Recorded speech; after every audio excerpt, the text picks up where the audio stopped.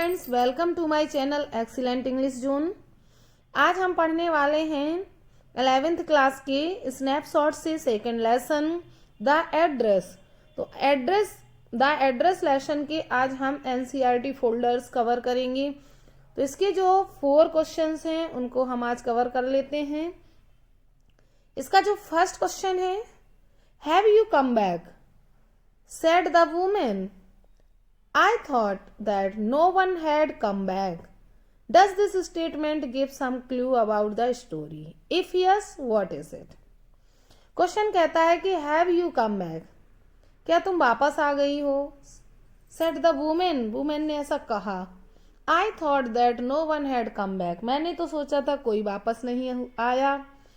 Does this statement give some clue about the story, क्या ये statement इस कहानी के बारे में कुछ क्लू देता है? इफ यस, यदि देता है तो व्हाट इज इट, ये क्या है?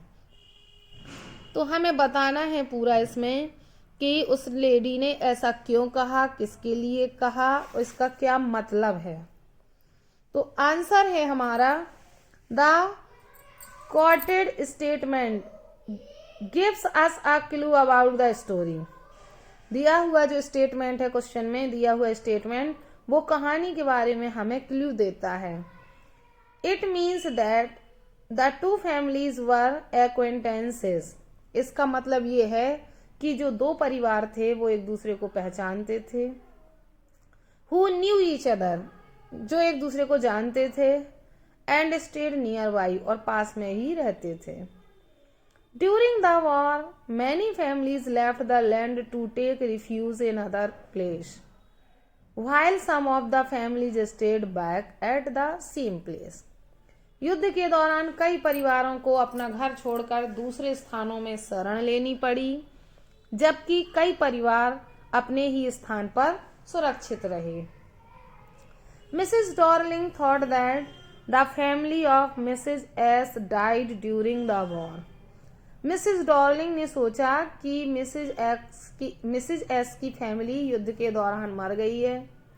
एंड दैट इज वाई, और यही कारण है कि she gave such a cold reaction to the girl who came to visit her. यही कारण है कि जब वह लड़की उसके घर विजिट करने आई, उसके घर आई, तो उसे देखकर उसने इस तरह से कोल्ड रिएक्शन किया और ये स्टेटमेंट कहा। तो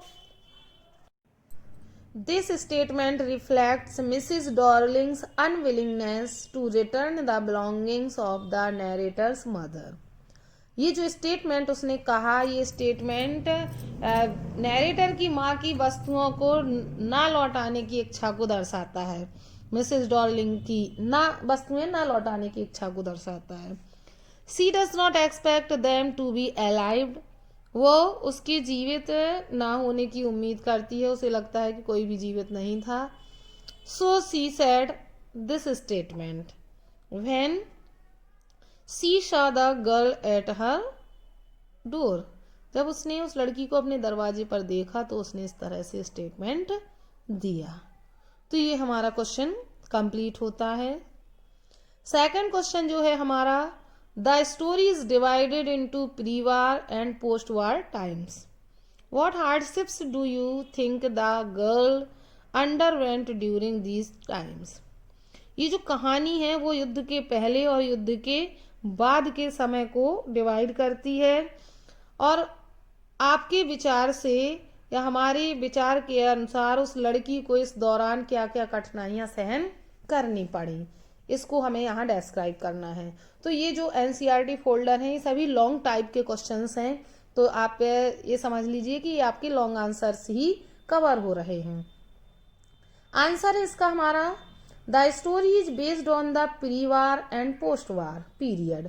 ये कहानी युद्ध के पहले की और युद्ध के बाद के समय की है, समय पर आधारित है। The family of the girl was rich before the war, उस लड़की का परिवार युद्ध से पहले बहुत धनी था।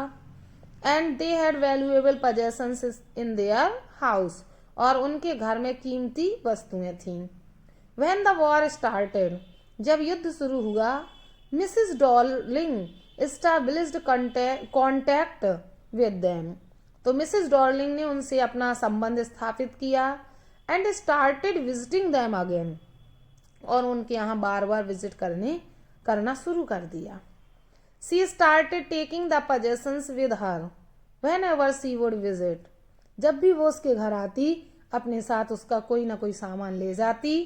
एज सी बिलीव्ड, क्योंकि वो ये विश्वास करती थी कि if they would leave the place, कि यदि वो इस स्थान को छोड़ देंगे तो such things should not be wasted, तो ऐसी वस्तुओं को वेस्ट नहीं होना चाहिए, मतलब वह उन्हें सुरक्षित रखेगी।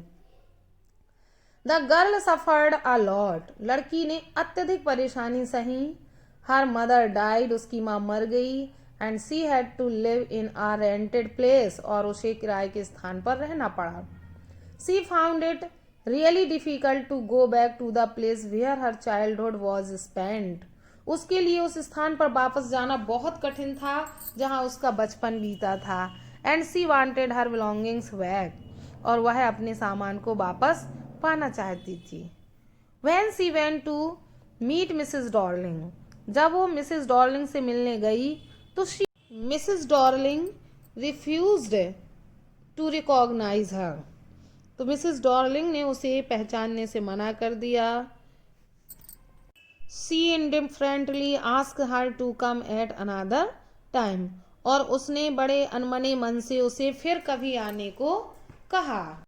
इन this way the war proves to be a personal disaster for the narrator, इस तरह से वार नैरेटर के लिए पर्सनल डिजास्टर प्रूव हुआ। हर मदर डाइज, उसकी माँ मर जाती है। And he losses all the belongings of her mother, और वह अपनी माँ की सारी वस्तुओं को खो देती है। तो ये हमारा नेक्स्ट क्वेश्चन भी कंप्लीट हो गया। इसके बाद हमारा जो थर्ड क्वेश्चन है, what does the narrator of the story want to forget the address, कहानी का जो नैरेटर है कहानी की, वह उस एड्रेस को क्यों भूलना चाहती है। आंसर है हमारा, during the war the narrator's mother hand over her belongings to Mrs Darling, युद्ध के दौरान नैरेटर की माँ अपनी सारी वस्तुओं को मिसेस डॉर्लिंग को हैंड ओवर कर देती है, सौंप देती है। As she does not want them to lost during the war in case they decide to leave the place, क्योंकि वह इन्हें युद्ध में खोना नहीं चाहती है यदि उन्हें ये स्थान छोड़कर जाना पड़े। Her mother gives her the address of Mrs Darling 46 Markovnikov street, उसकी माँ उसे 46 नंबर मार्कोनी स्ट्रीट का एक एड्रेस देती है जो मिसेस डॉर्लिंग का होता है। During the war her mother dies, युद्ध के दौरान उसकी माँ मर जाती है। And when the war is over, और जब वार ओवर हो जाता है तो सी रिमेम्बर्स द एड्रेस, वह उस एड्रेस को याद करती है। And decides to visit her anyway, और किसी भी तरह से उस स्थान पर जाने का डिसाइड करती है। She is afraid of visit the place again, उसे वहाँ दोबारा उस स्थान पर जाने से डर लगता है। As it brings back many past memories, क्योंकि उस स्थान में उसकी कई पास्ट की मेमोरीज जुड़ी होती हैं। When visits Mrs Darling's house she finds those belongings in a pitiable conditions and tasteless manner, जब वह मिसेस डॉर्लिंग के घर विजिट करती है तो वह चीज़ों को बड़ी ही दयनीय स्थिति में और अरुचिपूर्ण तरीके से पाती है। She loses interest in them, वह उन वस्तुओं में अपना इंटरेस्ट खो देती है। This makes her oppressed and horrified, यह सब उसे बहुत ही अधिक डरा देता है। She thinks that all those things have lost their importance, वो सोचती है कि सारी वस्तुएं अपना महत्व खो चुकी हैं। So she wants to forget the address, और इसलिए वह एड्रेस को भूलना चाहती है। Finally she decides to forget the address and not to go back to that place, finally वह उस एड्रेस को भूलने का निश्चय करती है और उसे वहाँ कभी वापस ना आने का निश्चय करती है। इस तरह से हमारा ये थर्ड क्वेश्चन भी पूरा हुआ। फोर्थ क्वेश्चन है हमारा, the address is a story of human predicament that follows war, comment. Question है हमारा कि ये जो कहानी है युद्ध के बाद की मानवीय दुर्दशा को व्यक्त करती है, इस पर कमेंट कीजिए। आंसर है हमारा, this story is a painful account of the post war human unfortunate position. ये जो कहानी है ये युद्ध के बाद की ह्यूमन कंडीशन की दर्दनाक कहानी है, दर्द भरी घटना है। ड्यूरिंग द वॉर, युद्ध के दौरान narrator's mother Mrs S has to move out from Holland. Narrator की माँ मिसेज एस को हॉलैंड से निकलना पड़ता है। She hands over all her belongings to Mrs Darling, her old acquaintance, और उसे अपना सारा सामान अपनी पुरानी पहचान वाली मिसेज डॉर्लिंग को सौंपना पड़ता है। Mrs S dies during the war, युद्ध के दौरान मिसेज एस मर जाती हैं। The narrator visits Mrs Darling who does not recognise her. Narrator Mrs Darling के यहाँ विजिट करती है लेकिन वह उसे नहीं पहचानती है। Because she does not want to return her mother's belongings, क्योंकि वह उसकी माँ के सामान को लौटाना नहीं चाहती है। सी इज अनग्रेटफुल, वह निर्दयी होती है, एहसान फरामोश होती है, अनग्रेटफुल होता है। She does not even sympathise with her, उससे कोई सहानुभूति भी नहीं होती है, वो कोई सहानुभूति नहीं दर्शाती है उस लड़की से। This shows that the address is a story of human predicament that follows war। ये दर्शाता है कि जो एड्रेस कहानी है युद्ध के बाद की मानवीय दशा की कहानी है।